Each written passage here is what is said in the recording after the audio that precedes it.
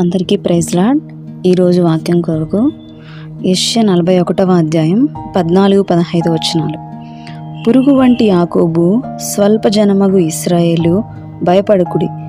కక్కులు పెట్టబడి పదును గల క్రొత్తదైన నిరుపిడి మ్రానుగా నిన్ను నియమించి ఉన్నాను. పురుగు, పదునైన పళ్ళు ఉన్న ఒక పరికరం. రెండిటి మధ్య ఎంత తేడా! పురుగు చాలా అల్పమైనది. రాయి తగిలితే గాయపడుతుంది, నడిచే వాళ్ళ కాళ్ళ క్రింద పడి నలిగిపోతుంది. అయితే నురిపిడి మ్రాను, ఇది నలగొడుతుందే గాని తానెప్పుడు నలగదు. ఇది రాయి మీద లోతుగా గుర్తులు పెట్టగలదు. అయితే దేవుడు మొదటి దాన్ని రెండోదిగా మార్చగలడు. పురుగులాగా బలహీనంగా ఉన్న మనిషిని గాని, జాతిని గాని తన ఆత్మశక్తితో దృఢపరిచి ప్రపంచ చరిత్రలో తన స్థానాన్ని అందరికీ ఎత్తి చూపించగలిగేలా చేస్తాడు. కాబట్టి పురుగు నిరుత్సాహపడకూడదు.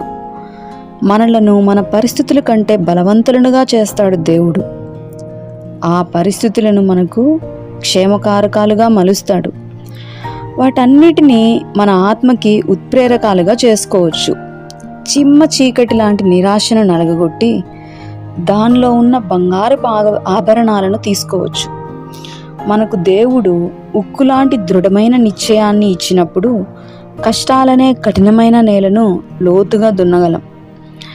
ఆయన మనల్ని అలా చేస్తానని మాట ఇచ్చాడు. చేయకుండా ఉంటాడా? తప్పకుండా చేస్తాడు.